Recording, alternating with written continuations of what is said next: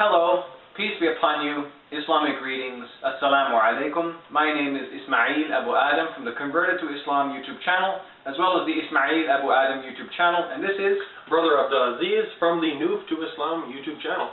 This video is a continuation of the series that I've been doing called The Concept of God in Islam versus the Concept of God in Christianity, a comparison of God's attributes as described in the Bible and the Quran. In the Bible, God is described with ugly features. The Old Testament says in the book of 2 Samuel, chapter 22, verses 9 to 10, quote, "Smoke rose from his nostrils," meaning God's nostrils, "and a devouring fire from his mouth. He kindled coals into flame. He inclined the heavens and came down with dark clouds under his feet," end quote. Let's compare this description of God to what the Quran says. Can you read chapter 7, verse 180, Brother Abdulaziz? Yeah, sure. "The most excellent names belong to God. Use them to call on Him, and keep away from those who abuse them. They will be requited for what they used to do." Exactly. So as you see in the Quran here, it says God has the most excellent names. In other words, He's excellent in His characteristics, His names and attributes. But in the Bible, God is described with ugly features. Let's also hear from the Quran, chapter 59, verse 24, brother.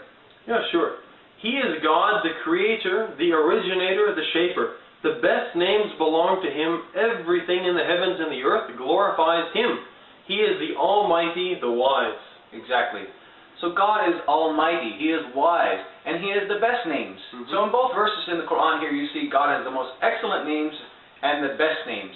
And what we mean by names is that God has names, but behind those names are meanings, and those meanings are His attributes and characteristics, His features. And all of His attributes are the best and most excellent, perfect, and unique and eternal. So, we leave it up to you. Do you want to worship a God that has ugly features, who has smoke coming out of His nostrils? Or do you want to worship a God who has perfect, divine, excellent attributes and the best names? Exactly. What are you going to read to your child when you put them to sleep? For, let's say they want to hear some stories. Are you going to read them from the Bible here, speaking about the fire or the smoke that's coming out of God's nostrils and the fire from His mouth and the black clouds under it? He's going to have nightmares. Exactly. He's going to wake up screaming. You know? Exactly. Subhanallah. Subhanallah. And now you know another reason why me and Abdulaziz accepted Islam. Bedtime stories. Continuing on.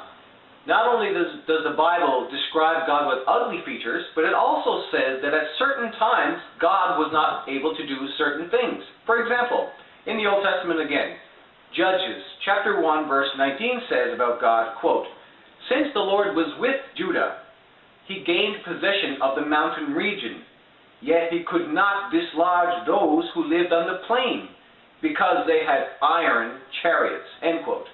Now let's compare this description in the Bible to what the Quran says. Brother, chapter 3 in the Quran, verse 26, please. Yeah, sure. "Say, God, holder of all control, you give control to whomever you will, and remove it from whoever you will.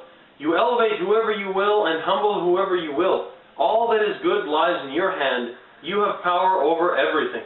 Exactly. So God in the Quran is described as having power over all things and full, total control of everything in His creation. Exactly.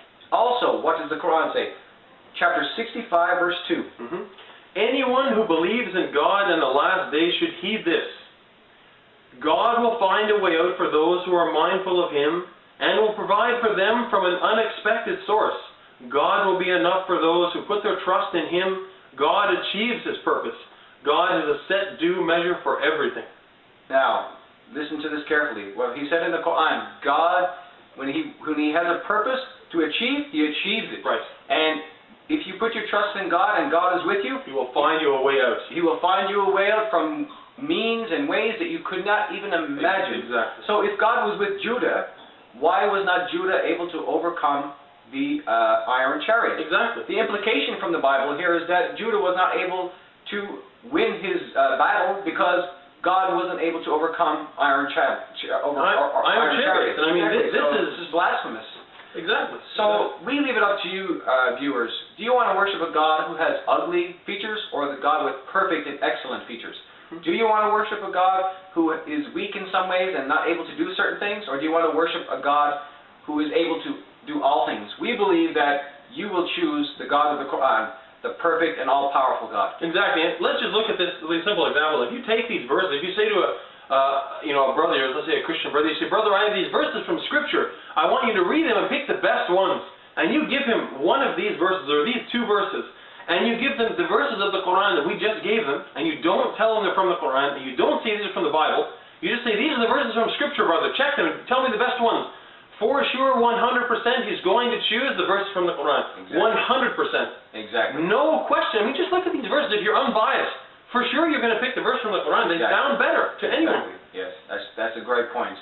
Anybody in there, anybody who's been guided by God would definitely choose the Quran. This is what we believe. Exactly. 100%. And we thank Allah for guiding us out of darkness into light, into Islam, and we hope that we are not offending you, those of you who believe in the Old Testament and the Bible in general, whether you be Jewish or Christian. We're not trying to offend you. We're just trying to give you another way of looking at the Bible, another perspective, comparing the Quran and the Bible, and we ask God that He guide you to the truth about these matters. We're not making anything up. You can check the references Abdulaziz just read you. They're given to you and provided to you in this video. So we ask you, study, compare, and pray to God for the truth, and we believe that you will be guided to the truth, and we hope that you will become Muslim, but again, it's your choice. Yeah. And from Abdulaziz and from myself, we say, Salamu Alaikum. Until next time, thanks for watching.